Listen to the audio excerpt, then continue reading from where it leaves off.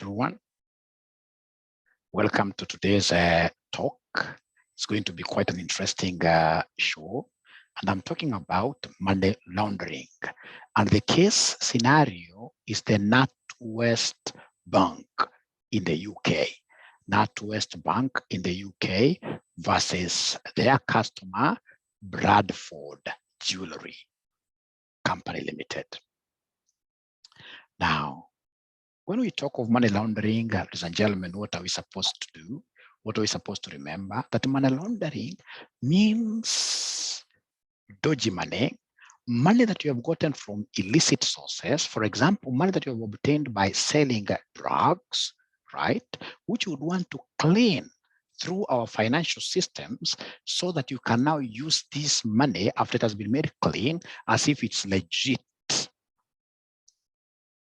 So the concept is dodgy sources. It could be, for example, money out of terrorism, where in this case here you're putting people in ransom to give you money that you haven't worked hard for, right? So when you get that money, it will be very hard for you to walk to any bank and then that money is accepted. You can't just go and make deposits like that.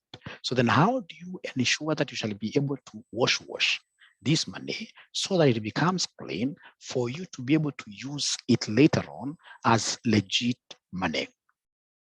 So we have three basic steps of money washing, money laundering. The three steps are: number one, placement; number two, layering; number three, we have integration. And I would want to speak through each of those steps using the case study of NatWest Bank. NatWest Bank is one of the biggest banks in the UK, right? Which almost went under because of what here? Money laundering issues. NatWest, yes. What happened? We had this company called Bradford Jeweler. Bradford Jeweler was taken in by NatWest as a client when its turnover was pounds 15 million annual turnover. And then we are told that in a span of 5 years, Bradford Jeweler was able to deposit in cash a whole pounds 365 million. So if you do your simple mathematics, it's like these guys on average were depositing about 75 million every year in cash. So if NatWest Bank was to do some due diligence, they would have realized, I mean, these guys, we took them just the other day when their turnover was 15 million. What is it really that has changed, which is making these people to be able to deposit about 5 times of what their annual turnover was? And they're doing this in cash. So basically, if you follow through this story of Bradford, remember what they did. They were in the business of selling drugs in the Scottish market. So after selling drugs, they could take their dirty money, the one they realize out of a drug business, and then they mix it with their clean money, the one that they are getting out of selling jewelry. So basically they were placing, they were doing placement. So placement is where you get your dirty money, right? And then you mix it with your business money so that you can conceal. So all these now will be deposited in a bank account through what now we call layering, right? So you take this to a bank account, right? So place this dirty and good money in a bank account. But again, once this money hits this bank account, it shall go in different layers. So this layering now means what?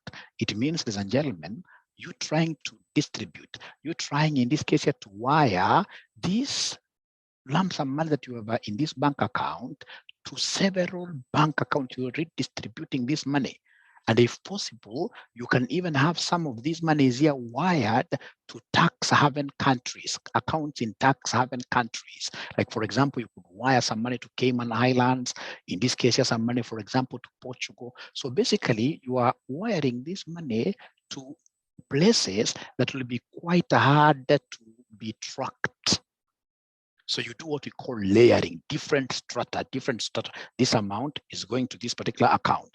This amount is going to this particular country, etc. Ladies and gentlemen, the moment you successfully do this layering, this money is out there, and you realize that for like a year or even 2 years, nobody's following you. What do you do? Now you start repatriating back that money to an account that you can easily use. Now, when you're getting this money from this particular accounts out there to this particular, in this case here now, bank account, and of course be able, for instance, to use this money now that you have been able to bring back home or from wherever that money is into legit businesses now, into legit properties.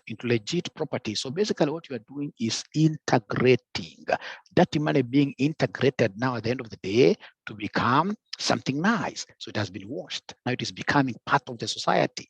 Now what you'll do, because at the end of the day, people will be asking you, hey, how comes you became so rich as a company or as an individual? So you'll be telling people, hey, you know, I did this and this. Now trying to tell people how you started from grass to grace. But at the end of the day, you only worked with illicit funds, washed these illicit funds. Now the money is clean. There we are.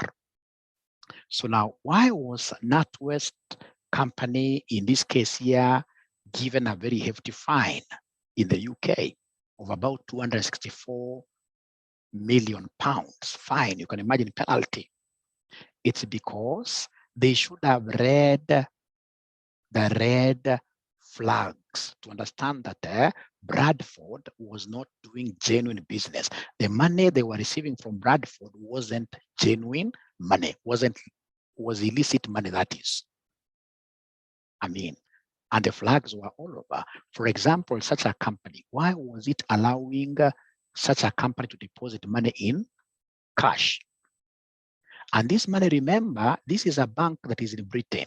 In Britain, fine, you can get Scottish currency, but not that much. And remember, we are told that Bradford was bringing this money to the bank in gunny bags, gunny sacks. And there is even one branch, one time they took a lot of money to that branch to the extent that a safes, which were in 2-story buildings, could not accommodate this cash, Scottish money that had been brought by Bradford agents in a day. They could not hold. And surprisingly, we are told that even this money was smelling, right? And the smell in this case here could talk of so many things. So, I mean, there were so many red flags that these guys were not able to do what here to mention, including like the cash deposited over those years. I told it was an average of about 75 million over a 5-year period, 75 million pounds per annum average over 5 years, which was quite high depending on the turnover per year that these guys started with. So they should have questioned, I mean, why first of all in cash? And how comes you guys were doing this in 50 what year? In 50 branches at the same time. We have your agent in branch 1, another agent in branch 2, and all of them are bringing money that is in Scottish currency, which is quite a rare currency in the UK. Of course it is there, but I mean, getting it in that volume is not easy. So ladies and gentlemen, please ensure that you subscribe to my YouTube channel. It's really great to have you guys watching my tutorials. Thank you, and thank you very much. Bye-bye.